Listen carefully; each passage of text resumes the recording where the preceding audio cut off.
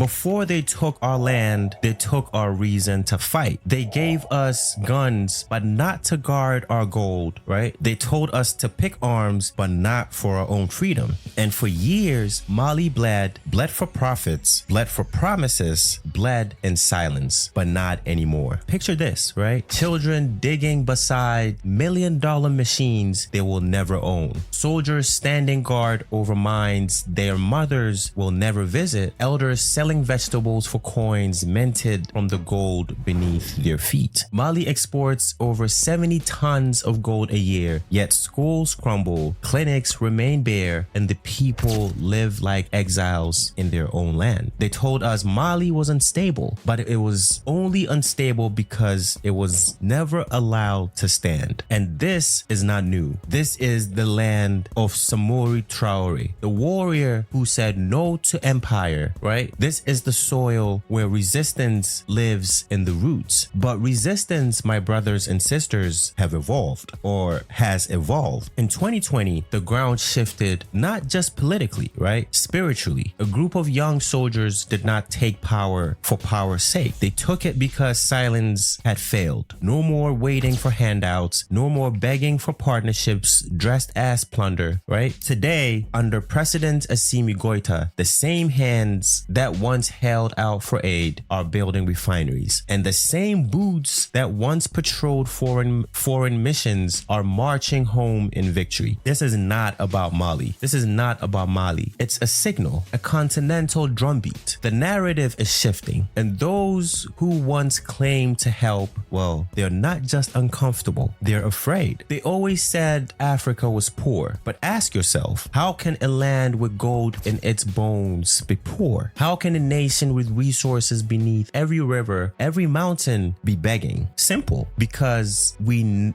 were never poor. We were made poor. We were never poor. We were made poor. Mali's gold has flowed for centuries, from the empires of Ghana to the riches of Mansa Musa to the foreign vaults in cities we will never see. And yet, somehow, the owners of the gold eat dust while outsiders dine in palaces built on our backs. Let's break it down so even a child can see. The mines are on our lands. The labor is from our people. The cost is our environment, our sweat, our blood, right? But somehow the profits is never ours. Foreign companies with permits signed in hotel boardrooms far from Bamako took Mali's gold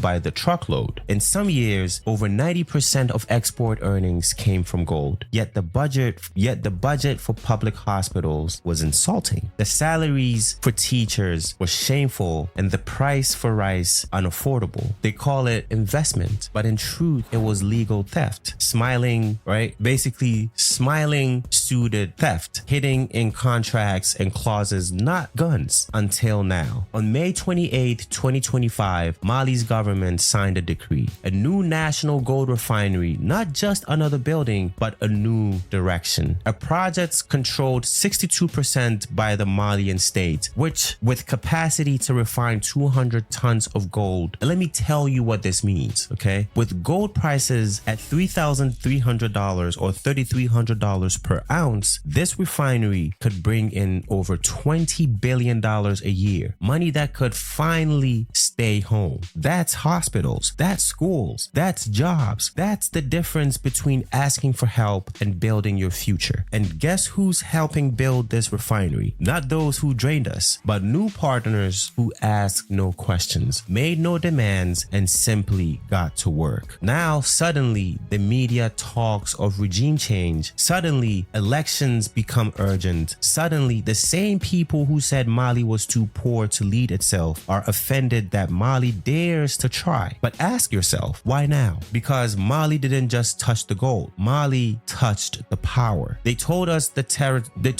terrorists were too many. They told us the fight was too complex. They told us the solution will only come with partners, with peacekeepers, with advisors. And for years, Mali waited and bled and buried its dead. But in 2025, something shifted. Not just a counterattack, a statement. Over 80 armed militants neutralized in a single coordinated strike by Malian forces. A military operation that ranks amongst the most decisive counterterrorism victories in the region in recent memory. This was not a fluke. This was a result of strategy, training, intel, and a will to fight on our own terms, not on borrowed maps. Yet, where were the headlines? Where was the applause? Where were the front pages shouting, Africa defends itself? They were nowhere. Because to those who never believed in an African solution, this victory is inconvenient. It breaks the script. It disrupts the narrative. When 80 of our soldiers fall, it's breaking news. When 80 terrorists fall, it's silence. But make no mistake, the boots on the ground know the truth, and the streets of Mali know what they saw. This was a message to the insurgents, to the hidden funders, to the so-called friends. Mali is not kneeling anymore. And the same foreign voices called for elections today. They never called for justice when bombs fell in Mopti. They never called for healing when women were widowed in Timbuktu. But now that the tides are turning, now that they remember democracy, we see the double standard, and we will not unsee them again. This victory didn't just prove what Mali can do. It proved what Africa must do when we fight for ourselves. Let's be plain. Mali didn't just win a battle against terrorists. It struck a blow at the real system that kept the country bleeding. The gold economy of silence. For years, Mali was one of the top gold producers in Africa. But where did the money go? Not to schools, not to roads, not to clean water in Kays or Kutiala. It went to foreign accounts, signed off in contracts no citizen ever saw. Buried under legal terms, now under precedents Assimi Goita, Mali has done what few dared before. It seized control of its own gold mines. It launched a national gold refinery project. No, it claimed a 62% state ownership of the refinery. That is not reform. That's reclamation. Do you understand what this means? Instead of Mali exporting raw gold and importing finished goods, Mali will now refine its own gold, sell it at a refined or at a finished product, sell it as a finished product, and keep the majority of the profits. This one refinery alone is projected to process 200 tons of gold annually. That's over $22 billion in gold at current market rates. For context, Mali's entire national budget in past years didn't even cross $6 billion.